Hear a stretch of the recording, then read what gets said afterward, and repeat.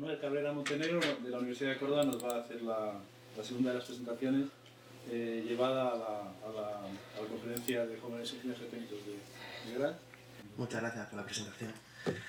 Buenos días. En primer lugar, agradecer a la Sociedad Española de Mecánica del Suelo e Ingeniería Geotécnica el seleccionar mi trabajo para representar a dicha sociedad en la 26ª conferencia de jóvenes ingenieros que se celebró el pasado mes de septiembre en Austria. Agradecer la invitación y el poder estar aquí y compartir con los demás miembros y presentes este trabajo. Y sin más, pues decir que el título de mi trabajo se titula Viabilidad de uso de cenizas de fondo de biomasa para sus bases de carreteras y caminos rurales. Este trabajo pertenece a una de las líneas de investigación de un proyecto del Plan Nacional, donde se intentaba crear vínculos entre empresas privadas y organismos dedicados a la investigación para así intentar incentivar pues, la inversión privada y aumentar también la balanza tecnológica del país. Bien, pues entrándonos ya en el trabajo y hablando de estabilización, nosotros como técnicos no siempre nos encontramos un suelo que cumpla con las condiciones técnicas y nos asegure esa estabilidad y durabilidad en una explanada. A eso le añadimos el carácter medioambiental y la presión que tenemos a día de hoy en minimizar los préstamos y abrir nuevos vertederos, pues tenemos que empezar a pensar en utilizar materiales subsidiarios que a través de unas técnicas pues cumplan con los requisitos técnicos para el fin que queramos darle. Perdón. Es conocido por todos la estabilización de suelos mediante cal y cemento. También hay otros no tanto utilizados, pero sí en muchos países se están usando con propiedades bastante técnicas, como puede ser el ácido fosfórico, lo que es el fosfoyeso. Aquí en España sería imposible utilizarlo. El cloruro cálcico, polímeros, que lo hay de primera, segunda y creo que estamos ya en cuarta generación de polímeros. Y residuos industriales, y es en esa faceta de residuos industriales donde encapsulo mi trabajo, hablando de las cenizas de fondo de biomasa.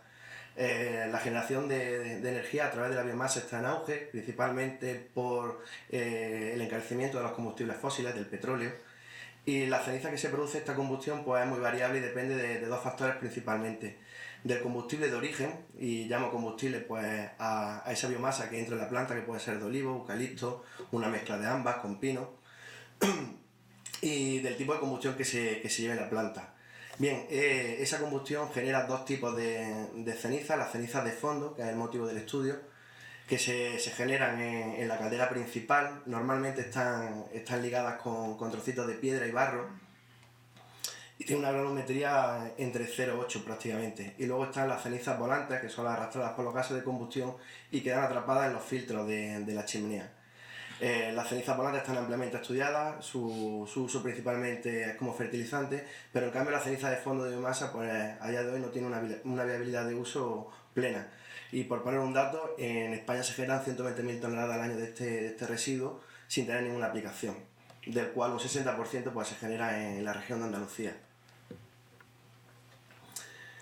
Vuelvo a repetir, como hay pocos antecedentes en el uso de ceniza de fondo de biomasa en aplicaciones ingenieriles, me he basado en los antecedentes llevados a cabo por el grupo PAIDIT 227 de Ingeniería de la Construcción al que pertenezco, donde hemos intentado dar aplicación de este residuo en diferentes campos, por ejemplo, como sustitutivo de arena en morteros, con propiedades bastante aceptables. También se hizo hormigón ligero, quitando arcilla expandida en la dosificación y añadiendo ceniza de fondo de biomasa. Se aplicó también en un suelo cemento, donde la característica a 7 días aumentaba considerablemente a más de 2,5 megapascales que nos marca el PG3.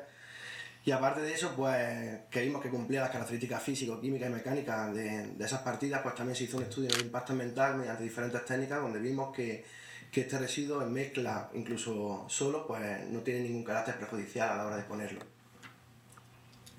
Con todo ello empezamos a barajar la posibilidad de utilizar cenizas de fondo de biomasa como tratamiento de suelo para sus bases de carretera y caminos rurales de acuerdo con las especificaciones técnicas vigentes actuales. ¿De qué manera? Pues estudiando a escala de laboratorio cómo afecta esas propiedades de un suelo expansivo cuando se trata con la ceniza de fondo de biomasa mediante su análisis granulométrico, absorción, densidad, capacidad aportante, prueba de triaxial, fluorescencia, difracción de rayos X, etc.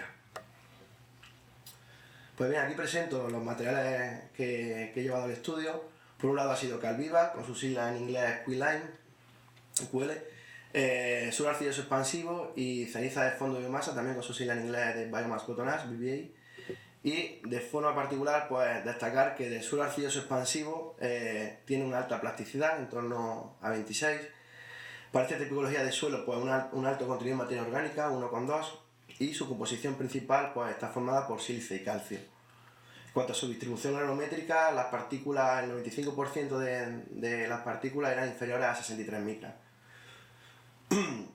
Con respecto a la ceniza de fondo de biomasa, pues sobre todo decir que tiene una baja densidad, como veis, un 83 gramos por centímetro cúbico, debido a la alta porosidad que presenta este material.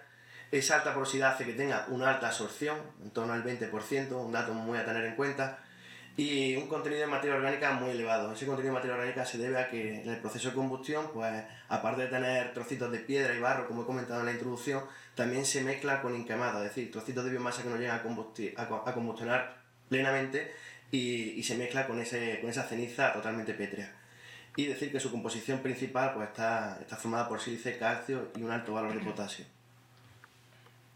Cuando su difracción de rayos X, los principales picos coinciden con cuarzo y calcita, bastante lógico debido a que el cuarzo pues, se genera a altas temperaturas, en el caso de la ceniza de fondo de biomasa, que su combustión a más de 800 grados, pues en esa fase donde aparece, y la calcita pues por el origen del residuo, que es el residuo de la madera, de olivo, y lo lleva intrínseco al material. Bien, en cuanto a los métodos experimentales, comentar que se hicieron 5 series diferentes. Por un lado, la ceniza de fondo de biomasa al 100%, el suelo arcilloso expansivo, una mezcla 50-50 de suelo arcilloso con ceniza de fondo de biomasa y esa misma mezcla pero 85-15. Y se tomó como referencia el suelo arcilloso expansivo con el 5% de cal, que sería la aplicación real que se llevaría en obra. Los métodos que se hicieron fue pues, productos modificados, su capacidad aportante a través del índice CBR, pruebas de compresión triaxial, hinchamiento libre en edómetro, difracción de rayos X y microscopía de barrido electrónico. Bueno, los resultados aportados por el producto modificado, pues a simple vista se puede ver que las curvas son muy planas, lo que ya se transfiere a que los materiales son muy poco sensibles a los cambios de humedad para conseguir una densidad máxima seca.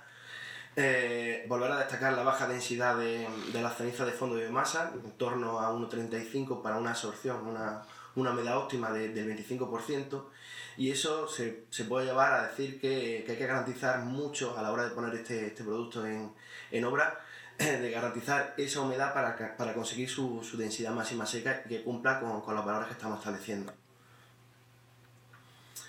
En cuanto a la capacidad aportante, se hizo según la normativa, un día seco y 4 días sumergido, y además se hizo a largo plazo, a 90 días seco y 90 días sumergido. Destacar que en las 4 condiciones la mezcla de ceniza de fondo de biomasa con el suelo expansivo aumenta la capacidad aportante con respecto al suelo, y en condiciones secas, cuando se mezcla con el 50-50, la resistencia, la capacidad aportante aumenta un 98%. En el caso del 85-15, pues la resistencia también sigue siendo alta, la capacidad aportante, porque está por encima del 60%. Esa alta capacidad aportante se debe principalmente a la pozolanicidad que tiene esa ceniza de fondo, que posibilita la utilización de este material como estabilizador. En cuanto a la prueba de triaxial, se llevó a través de 3 presiones diferentes de confinamiento, se sacaron las curvas de tensión de formación. Las mayores tensiones desviadoras en todas las presiones fue la de la ceniza de fondo de biomasa, y si comparamos la mezcla con el suelo, la mezcla de 50-50 por ejemplo con el suelo arcilloso, pues aumenta esa tensión desviadora en torno a un 50% en todas las presiones. Con la interpretación de esas curvas y apoyándonos en los criterios de Mohr-Coulomb y en los diagramas S'-T, podemos sacar los puntos característicos que vemos que se adaptan perfectamente a la línea. Por lo tanto, podemos utilizar perfectamente los criterios de falla de Mohr. Vimos que el comportamiento era apto y su resistencia era bastante adecuada, por ejemplo, para un uso en terraplén. En cuanto al hinchamiento libre desarrollado en edómetro, que es la primera columna, volver a destacar el alto hinchamiento que tiene el suelo arcilloso expansivo, 7%, y cuando se mezcla con el 50-50% esa reducción de hinchamiento es prácticamente un 100%, un 95,5% si vamos al dato. Esa reducción de hinchamiento pues se puede comparar con la del 5% de cal y es prácticamente la misma, por lo que se puede decir que las cenizas de fondo reducen la expansividad de estos suelos en la misma medida o porcentaje que con un 5% de cal, que es como se ha llevado el estudio. Para entender todo un poco, de una manera un poco más estructural, pues se hizo difracción de rayos X, microscopía de barrido. En cuanto a la composición de la ceniza, pues una composición típica de residuos procedentes del olivo con un alto contenido en potasio. Hay que tener en cuenta ese alto contenido en potasio porque nos puede causar las mayores variaciones dimensionales. En cuanto a su microestructura, pues una estructura rugosa y muy porosa. Y en el suelo arcilloso, pues el tamaño del grano nos verifica que es inferior a 65 micras, como se demostró en el análisis granométrico, y bastante compacto. El alto contenido de silicio y calcio es lo que hace que aumente esa actividad puzolánica que hace como estabilizador de la ceniza. Con todo ello, puedo concluir que la adición de ceniza de fondo en todas las mezclas mejora la capacidad de carga, principalmente debido a ese alto contenido de calcio que aumenta la actividad. Respecto a los valores del criterio de falla de Moore obtenido en las pruebas, la resistencia de todos estos materiales, así como sus combinaciones de 50-50, 85-15, puede considerarse alta y suficiente para construir cualquier tipo de terraplén. Y cuando el suelo arcilloso se mezcla con el 50% de ceniza de fondo de biomasa, el hinchamiento libre se reduce pues, prácticamente el 100%, resultado similar a los reportados con el 5% de cal. De forma genérica, se puede concluir que este estudio ha demostrado el uso de ceniza de fondo procedente de la combustión de biomasa, reduce la expansión de los suelos expansivos en la misma medida que la cal y demuestra los beneficios de este subproducto para mejorar la capacidad mecánica y la estabilización de suelos de baja calidad para su posterior uso en infraestructuras civiles. El desarrollo completo de este trabajo fue publicado posteriormente en la revista Construction and Building Materials. Si alguien tiene curiosidad de verlo de manera un poco más exhaustiva y ver la complejidad del estudio al final, pues puede consultarlo. Y sin más, pues muchas gracias por estar aquí y nuevamente a la sociedad por invitarme.